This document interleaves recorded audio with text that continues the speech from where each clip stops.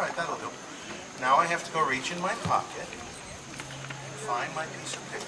Now listen, it's Dan Einbender. He sat here for 5 minutes and told you all about him. I probably know it by heart. I don't have to look.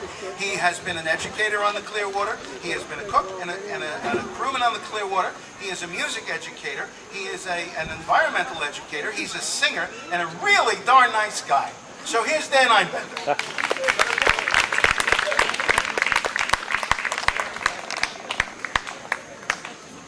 I'm going to sing for you. It's one of my favorite Pete songs. He found this one on the back of a menu in a luncheonette in Indiana. Found a poem, unattributed to anyone.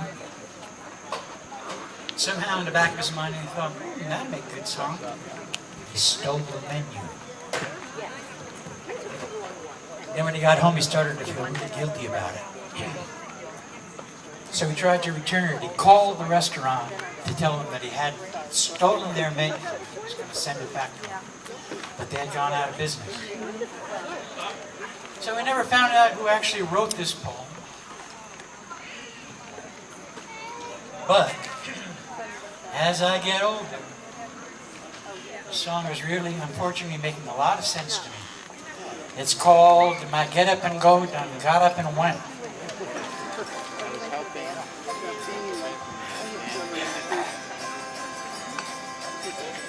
So here's the chorus. If you don't know it, I'm sure you can just, I don't know, hum along. I know you're going to feel it.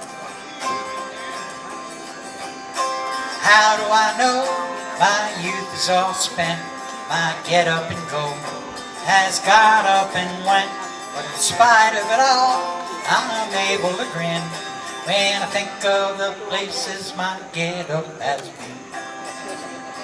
Old age is golden, so I've heard said.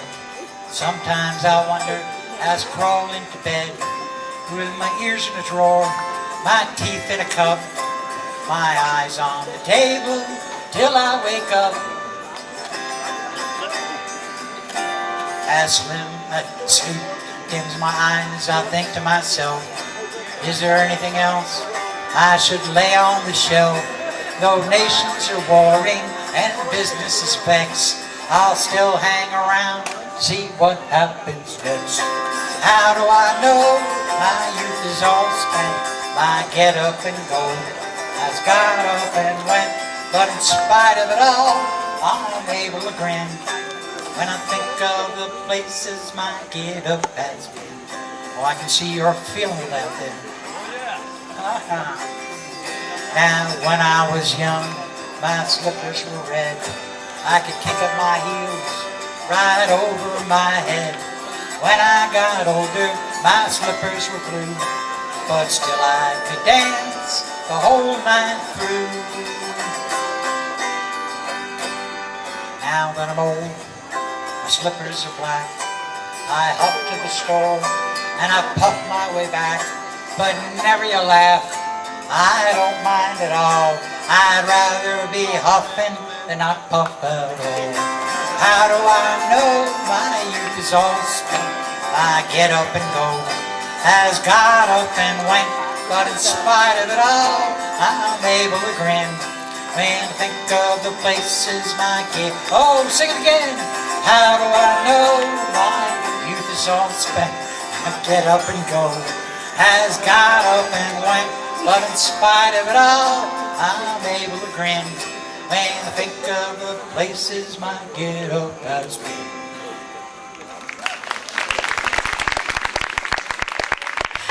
I was in a workshop here earlier. If you weren't here before, we were talking, telling stories. And as I wandered amongst you, people came up to tell me just how wonderful it was to hear those stories. So I'm going to forego some of my singing and tell you another couple of stories about Pete that I don't think you'd hear anywhere else, that just, to me, are amazing. When Barack Obama was elected, 3 days before the inauguration, they were going to have a big concert at the Lincoln Memorial. And Bruce Springsteen was in charge of it. And a couple of days before that concert happened, he called up Pete and said, "Pete, could you come down and lead This Land Is Your Land for us for this pre-inauguration concert? Pete said, no, I don't think I can. No. But Pete's grandson Tal said, oh, yes, you can, Grandpa. I'm driving you down myself. So Tal drove Pete down, and I don't know if you saw this magnificent performance. He looked like the world's biggest elf. He was so happy to be there, and looking out at that crowd and being able to sing the songs. And I think Bruce introduced him by saying, Pete, you outlived the bastards. And indeed he did. Well, anyway, concert's over. Pete kicked serious butt singing This Land Is Your Land with everybody. Everybody. I mean, the whole stage was full of people singing. And after the concert was over, Barack and Michelle Obama and the kids were working their way down, kind of a line to just thank all the performers that had come to perform. And when Barack got to Pete, he said, Mr. Seeger, when I was 3 years old, my mother gave me my first Pete Seeger album. And he told Pete the name of the album, and it was, Pete said, oh my gosh, there were only 100 of those printed. But one of those found its way to Hawaii, where little Barack Obama was growing up. And his mother had a social conscience and introduced him to the songs of Pete Seeger. Well, concert's over, and it's time to get ready for, the inauguration and the balls and all the other stuff that's going to go on. And Pete's tired. He wants to go home. And his grandson, Tao, says, Grandpa, we can't go home. It's just getting started. This is great. They had all access passes. They could have gone everywhere. He says, no, I gotta go home. Cal says, okay, Grandpa, I'm gonna put you on the train. Terrible, terrible. Here's a 90-year-old man. You're gonna put him on the train at midnight to go home. Bruce overheard, and he said, oh no. Made one phone call. Bruce's private jet came down, picked up Pete, took him right to the Westchester County Airport. A limousine was waiting for him to take him the rest of the way. So that was Bruce. When Bruce made his album, The Seeger Sessions, I mean, obviously he didn't owe Pete royalties. They were all songs that were associated with Pete that he'd heard Pete sing when he was a kid, and that's how the album came together. But remember I told you before about Toshi Seeger? She was serious business. She called up Springsteen. She said, what's the deal? You got his name on the record? Where's his cut? Bruce wrote out a check for $100,000 on the spot, sent it to Pete. Pete gave it away. That's Pete.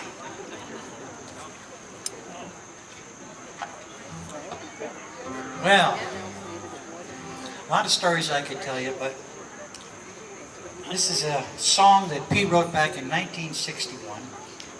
And this song really marks the beginning of the effort to clean up the Hudson River. I think I got it, boys. Hope. He was sailing his own little sailboat. He didn't start sailing until he was 45, which surprised the heck out of me. But once he started doing it, he learned out in Cape Cod. He bought himself a little boat, called it a little plastic bathtub. And he was sailing around out in Newburgh Bay, literally washing the toilet paper and the shit float by, because that's what he was doing back then. And he wrote this song. Sailing up my dirty stream, still I love it, and I'll keep the dream that someday, though maybe not this year, my Hudson River will once again run clear. She starts high in the mountains of the north, crystal clear, and I see trickles forth, with just a few floating wrappers of chewing gum, dropped by some hikers to warn of things to come. At Glen Falls, 5,000 honest hands work at the consolidated paper plant. 5 million gallons of waste each day. Why should we do it any other way? Down through the valley, 1 million toilet chains. Find my Hudson so convenient a place to drain. Each little city says to me, do you think that sewage plants come free? Out in the ocean they say the water's clear, but we live on the Hudson here.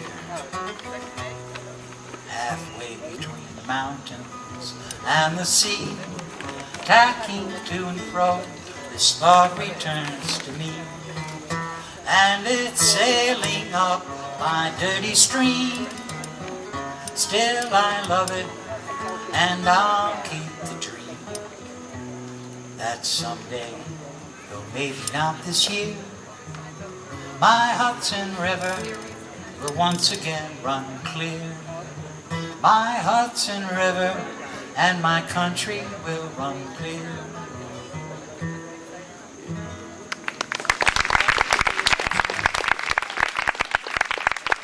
I don't know how much more time I have because I'm not really keeping track. Time for one more song or no? Yes? Yes, okay. I'm proud to say I helped you write this song and actually have part of the copyright. As did a lot of other people that were working on Clearwater back then. As a matter of fact, Pete wrote this song to us and he said, I got the chorus and I got the first verse or two, but why don't you guys finish it up? And so a whole bunch of us contributed verses. This song is called Broad Old River, and it became one of our signature songs when I was singing with the Sloop Singers. Now the Sloop Singers really were the original singing crew of the Clearwater. Back when they took it down from Camden, Maine, where she was built and launched, they took on a whole crew of musicians. Crazy idea. There were only 2 sailors on the boat at that point to bring this big sailing boat all the way down to New York Harbor where she was destined. And on the way down, they stopped at towns all along the way where Toshi had set up concerts for them so they could pay off the rest of the $50,000 they still owed on Clearwater. Harvey Germonds, who built the boat, the only time he ever let a boat leave the yard without being paid for was Clearwater. An act of faith by Harvey Germonds. But it paid off because I had the great honor and privilege and pleasure of watching the Hudson River turn back into a river from one of the world's largest municipal sewer systems. When we'd throw the net in the water back in 79, 80, 81, we would pull up, we called them floaters. They were turds, and they turned white. And we'd find Coney Island whitefish. You can only guess what those are. Oil slick on the water, the smell, the stink of it. And now you can drink it, you can swim it. And we have Pete and Toshi to thank for that. Pete for coming up with the idea, and Toshi for everything else. Well, she couldn't sing, but she knows she had Peter. Anyway, this song is called Broad Old River. Pete told me it was inspired by a film he saw about a very famous, made by Margaret Mead, who was a sociologist or anthropologist. And he saw this movie about South Sea Islanders singing songs and call and response. And he kind of stole the structure for this song. So this is call and response, not like a Southern Baptist church, but like a South Sea Island. So when I say, you just repeat after me. Come along with me. Upon that broad old river, come along with me. Upon that broad old river, we will see what we can do. 'Cause when we work together in all kinds of weather, there's no telling what the power of the people the river can do. You got the idea? Don't you be scared. Upon that broad old river, don't you be scared. Upon that broad old river, rocking and rolling on all those waves. 'Cause when we work together in all kinds of weather, no No matter how the fickle wind will blow, we can be saved. Now this is a title cover of an album that we made called Bardonia River. And as I recall, the man sitting back in the sound booth right there was the recording engineer, John Guth. Did you record this album for the Hudson River Sloop Singers? Yeah, that man right there. When was it? We were trying to figure out. 82, 83, 84, 86, really. Oh my goodness.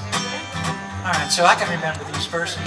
It's whipty-wapty on that broad old river. It's whipty-wapty on that broad old river. Can't ever tell what the future brings, but when we work together in all kinds of weather, when the fickle wind blows, we still got songs to sing.